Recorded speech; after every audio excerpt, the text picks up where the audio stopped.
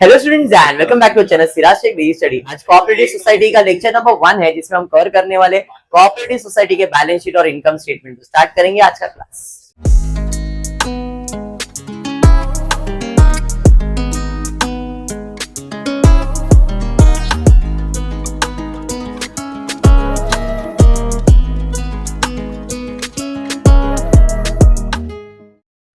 देखो, आज के क्लास में कोई सम नहीं सॉल्व होगा। आज के क्लास में सिर्फ बैलेंस शीट और इनकम स्टेटमेंट कैसे याद करना है वो, और ये टॉपिक में होने क्या वाला है उसके बारे में थोड़ा सा डिस्कशन होगा।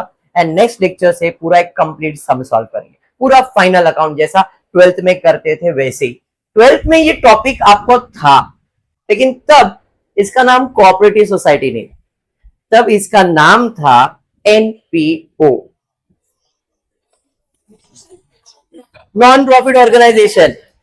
अगर आप वो ध्यान से देखो तो उसमें आप दो चीजें बनाते थे, एक बनाते थे इनकम एंड एक्सपेंडिचर अकाउंट और एक बनता था balance sheet. And income and expenditure account के अंदर जो इनकम होता था, उसमें जो इनकम होता था ना, अगर आपको गलती से याद हो तो सब्सक्रिप्शन ऐसा कुछ था। तो अगर आपको वो टॉपिक का थोड़ा बहुत नॉलेज है तो ये कहीं ना कहीं आपको उससे कनेक्ट कर ही देगा। ठीक है, अभी ज्यादा कुछ बात नहीं करते, सीधा आ जाते हैं बैलेंस शीट के फॉर्मेट पे। लायबिलिटीज रुपीज, असेट रुपीज, कोई वर्टिकल फॉर्मेट नहीं, जैसा आपका बैलेंस शीट था वैसा ही है। बेनिफिट यही है कि आपको लायबिलिटीज और असेट के फॉर्मेट में दिया हुआ है। अगर आप ध्यान से देखोगे तो इतना बड़ा फॉर्मेट, इधर कुछ 11 आइटम्स है, यहाँ पे कुछ 11 आइटम्स है।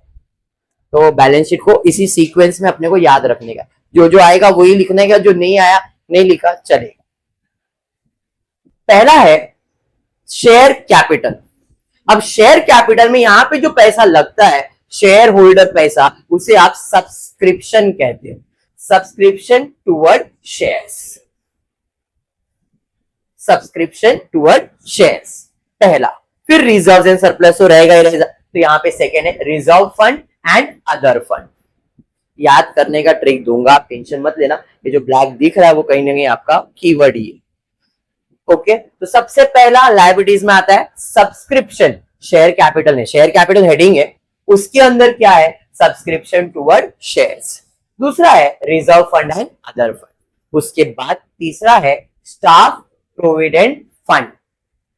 यहां पे कोऑपरेटिव सोसाइटी के अंदर जितने भी मेंबर्स होते हैं, हम उनके लिए प्रोविडेंट फंड का पैसा जमा करके रखते, उनके सैलरी से या कुछ भी पैसे से अपन प्रोविडेंट फंड में पैसा जमा करते, उसे कहते हैं staff provident fund.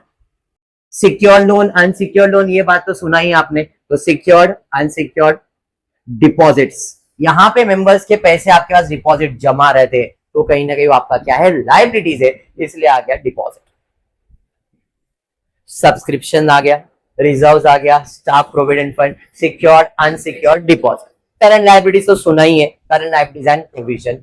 Unpaid dividend, interest accrued due but not paid, other liabilities, profit and loss. अब देखो, to be honest, profit and loss word use नहीं कर सकते आप, बट मेरे को कीवर्ड कंप्लीट करना था, मैंने इधर वर्ड यूज किया प्रॉफिट एंड लॉस। पर क्योंकि एक कोऑपरेटिव सोसाइटी है, तो cooperative society profit and loss maintain नहीं करता है, इनकम एंड एक्सपेंडिचर। मैंने समझाने के लिए प्रॉफिट एंड लॉस यूज किया है, बट अगर फॉर्मेट देखने जाओगे तो वहां पे इनकम एंड एक्सपेंडिचर अकाउंट।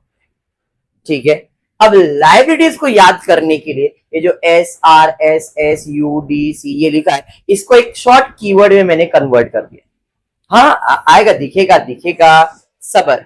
हाँ, Salman and Rani, Salman and Rani, S R, Salman and Rani साथ साथ, सलमान एंड रानी साथ साथ, सलमान एंड रानी साथ साथ। एस से है सलमान, आर से है रानी, साथ साथ, जिसमें एस से है स्टाफ प्रोविडेंट फंड, एस से सिक्योर्ड लोन। पहला एस हो गया तुम्हारा सब्सक्रिप्शन टुवर्ड शेयर्स, आर से है रिजर्व फंड, एस आर, वापस एस एस है, एस एस। तो सलमान रानी साथ साथ, सलमान रानी साथ साथ। उनका दिल चुरा लो, उनका दिल चुरा लो, उनका दिल चुरा लो। उनका दिल चुरा लू, लू के लिए एल नहीं लिखा है बट यू यूज किया है मैंने यहाँ पे, तो यहाँ पे उनका दिल चुरा लू, उनका दिल चुरा लू, उनका दिल चुरा लू। सलमान एंड रानी साथ साथ उनका दिल चुरा लू, सलमान रानी साथ साथ उनका दिल चुरा लू, सलमान रानी साथ साथ उनका दिल चुरा लू। पहला है एस, शेयर सब्सक्रिप्शन टूवर्ड, आप शेयर कैपिटल याद रखते क्योंकि फॉर्मेट में वही होता है, subscription toward shares, reserve fund and other fund, reserve fund and other fund, S R हो गया साथ साथ में। पहला एस है staff provident fund secured loan, staff provident fund secured loan, उनका दिल चुरा लू। यू से अनसिक्योर्ड लोन, डी से डिपॉजिट, सी से current liabilities and provision, you से अनपेड डिविडेंड। बराबर है। सलमान एंड रानी साथ साथ उनका दिल चुरा लू, पर थोड़ा सा इंग्लिश आ जाते, पर इट ऑफेंडेड पंडित जी, पर इट ऑफेंडेड पंडित जी, पर इट ऑफेंडेड पंडित जी, मतलब इनका दिल चुरा लिए, पंडित जी भड़क गए तो इसलिए पर इट ऑफेंडेड पंडित जी। पर इट का आई ही इंपॉर्टेंट है, interest accrued due but not paid, I O से है अदर लायबिलिटीज, पंडित जी का पी है प्रॉफिट एंड, समझ में आया क्या? सलमान रानी साथ साथ इनका दिल चुरा लू, इट ऑफेंडेड पंडित जी, याद रहेगा। जैसा बना वैसा बना है, याद करने के लिए। हाँ थैंक यू सो मच। हाँ पहला ट्राई है ना, ऐसा होता है, बेशरम, अच्छा ट्राई था। और वापस पहला एस है सब्सक्रिप्शन टूवर्ड शेयर, सलमान रानी reserve fund and other fund, वापस साथ साथ में staff provident fund secured loan, बराबर है। उनका दिल चुरा लू, unsecured loan, deposit, current liabilities, unpaid dividend, पर इट आई से आ जाएगा interest accrued due but not paid, it offended का ओ अदर लायबिलिटी, पंडित जी का प्रॉफिट एंड लॉस या income and expenditure. Liabilities clear हो गया? याद रहेगा सब heading 100%। S R S S, Salman Rani साथ साथ, पहला एस है subscription toward share, reserve fund other fund, S R हो गया साथ साथ में, पहला staff provident fund secured loan हो गया। इसके बाद उनका में यू से है अनसिक्योर्ड लोन, डी से है डिपॉजिट, सी से है करंट लायबिलिटीज एंड प्रोविजन, बराबर अनपेड डिविडेंड, इट से है इंटरेस्ट, ओ से ऑफेंडेड से अदर लायबिलिटीज, पी से पंडित जी प्रॉफिट एंड लॉस। समझा? ये मैंने आपको पूरा 11 हेडिंग ऐड करवा दिया है।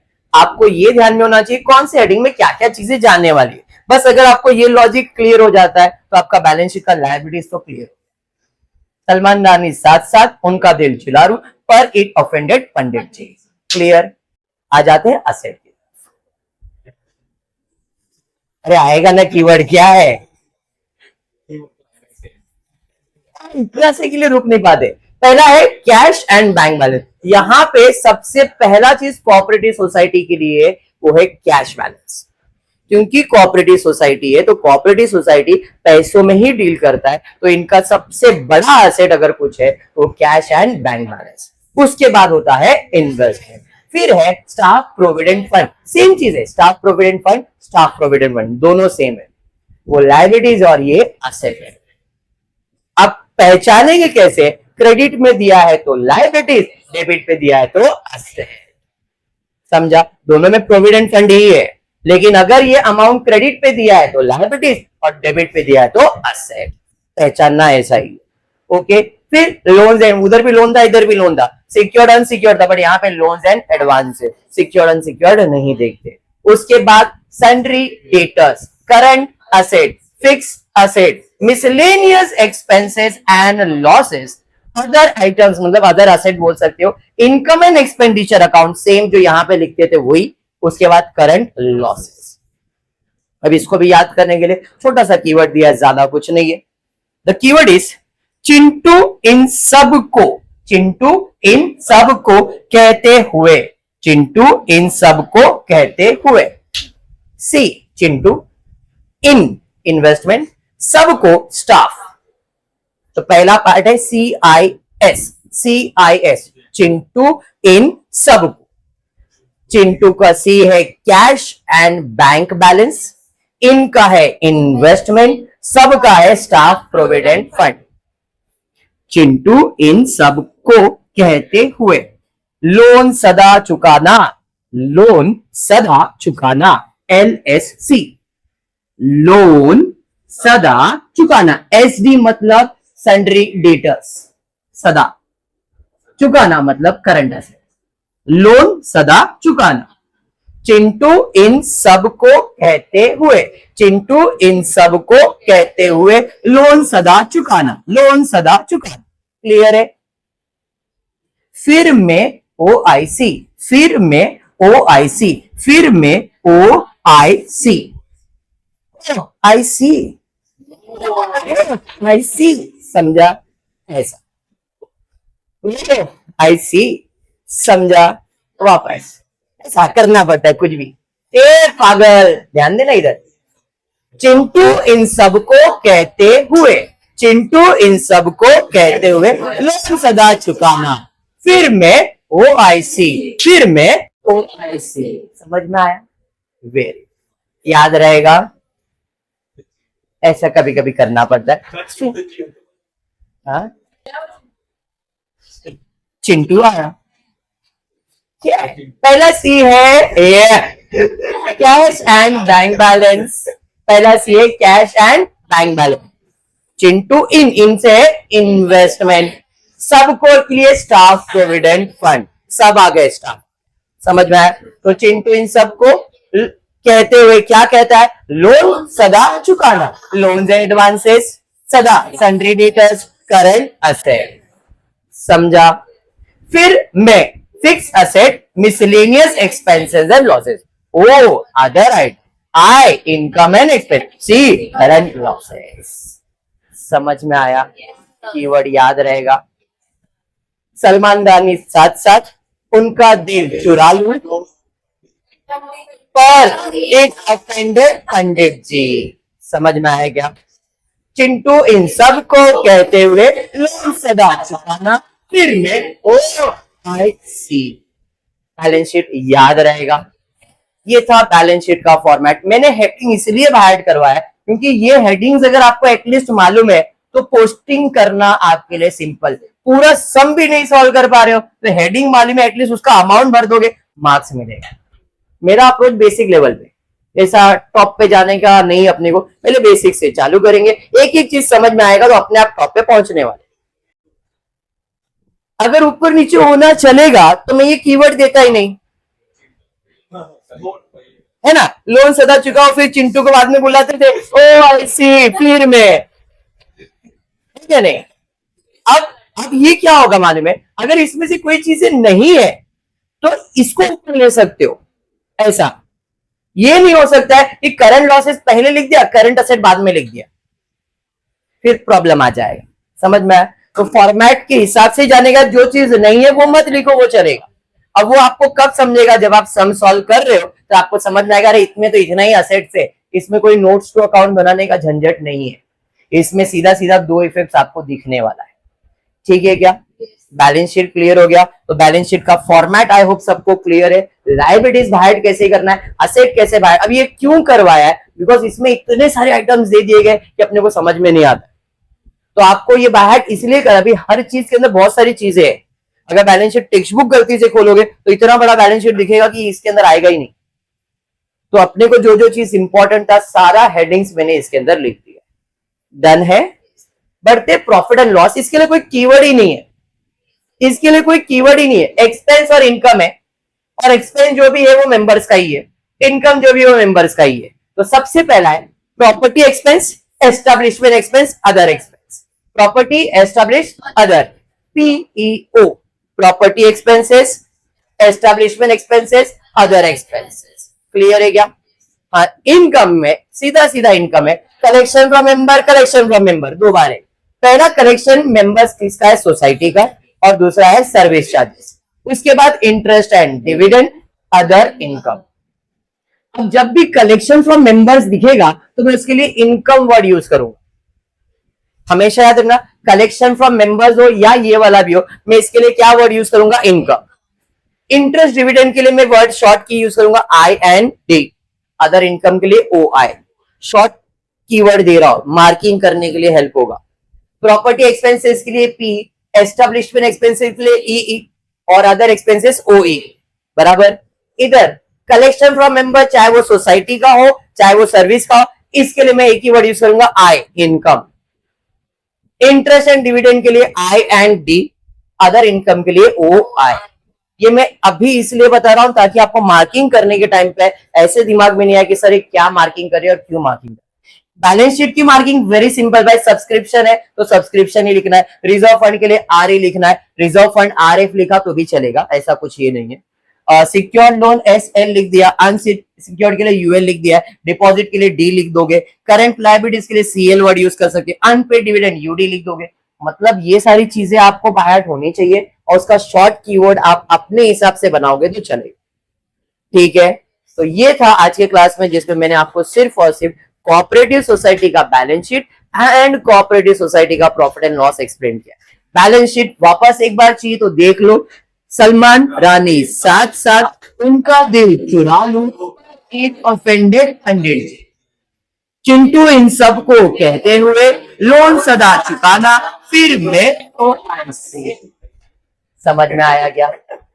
क्लियर। इधर क्या है? Property expenses, establishment expenses, other expenses, collection from members, interest and dividend, other income. Income minus expense करेंगे तो अगर ज्यादा आया तो सरप्लस और कम आया तो deficit. It is your nominal account. ठीक है, अगर आप बात करोगे 12th स्टैंडर्ड में तो सेम चीज होता था, इनकम एंड एक्सपेंडिचर अकाउंट बनाते थे और बैलेंस शीट प्रिपेयर करते थे। एंड इट इज सिमिलर, सारे एक्सपेंसेस डेबिट पे जाएंगे, सारे इनकम क्रेडिट पे जाएंगे। इनकम के अंदर मेंबर से जो सब्सक्रिप्शन मिलता है वही है, उसके अलावा और कोई भी आपको सोसाइटी मेंबर कुछ भी पैसा दे रहा है वो सब आपके मेंबर्स के अंदर ही जाने वाला है। जैसे कोई सर्विस टैक्स दे दिया, कोई प्रॉपर्टी टैक्स मिल रहा है या कुछ भी मिल रहा है तो इनकम है और पे कर रहे हो तो एक्सपेंसेस है। प्रॉपर्टी से रिलेटेड खर्चा है तो प्रॉपर्टी एक्सपेंसेस, और रेगुलर एक्सपेंसेस है मतलब एस्टेब्लिशमेंट एक्सपेंसेस। खाली एक्सपेंसेस का बाइफर्केशन करना है। थोड़ा लेवल अप हुआ है तो लोग आपसे एक्सपेक्टेशन ये कर रहे हैं कि तुमको थोड़ा ये समझ में आना चाहिए कि एक्सपेंसेस कौन से हेडिंग में जाता है। अगर आप हेडिंग नहीं लिख रहे हो तो ऐसा कुछ हार्ड एंड फास्ट नहीं है, आंसर भी राइट आएगा सब, खाली वो मार्क्स कट कर देंगे, पूरा नहीं, 1 मार्क कट होगा, बाकी सब मार्क्स तो मिलेगा ही मिलेगा। अगर आपको ये हेडिंग नहीं समझ में आ रहा, सर मेरे को प्रॉपर्टी एक्सपेंसेस नहीं समझ में आ रहा है, मेरे को एक्सपेंसेस समझ में आ रहा है लिखने के लिए, लिख दिया मैंने, मेरा आंसर भी करेक्ट है, लेकिन उस केस में आपका किधर मार्क्स कटेगा? हेडिंग के थोड़े 1-1 मार्क्स कट कर देगा। इनकम भी सब आ रहा है, मैंने इनकम भी लिख दिया है। आप दिमाग में ये पहला अप्रोच ये रखो कि आप कोऑपरेटिव सोसाइटी नहीं कर रहे हो, आप फाइनल अकाउंट कर रहे हो। पहले दिमाग में ये सोचो, फिर उसको फाइनल अकाउंट जैसा सॉल्व करो। वंस दैट इज कंप्लीटेड ना, then we will go for the heading. और हेडिंग अभी बाहर हो गया है, अगर हेडिंग बाहर है तो अपने को मालूम है उसकी हेडिंग में डालने का और कुछ भी नहीं। क्लियर है क्या? पक्का? आज की क्लास में इतना ही करते हैं, नेक्स्ट लेक्चर में कुछ नए सम्स और इससे रिलेटेड सम सॉल्व करेंगे। आज इतना ही। होपफुली वीडियो पसंद आया तो प्लीज वीडियो को लाइक कर देना, फ्रेंड्स ग्रुप में शेयर करना, चैनल को सब्सक्राइब करना। Thank you for watching the video.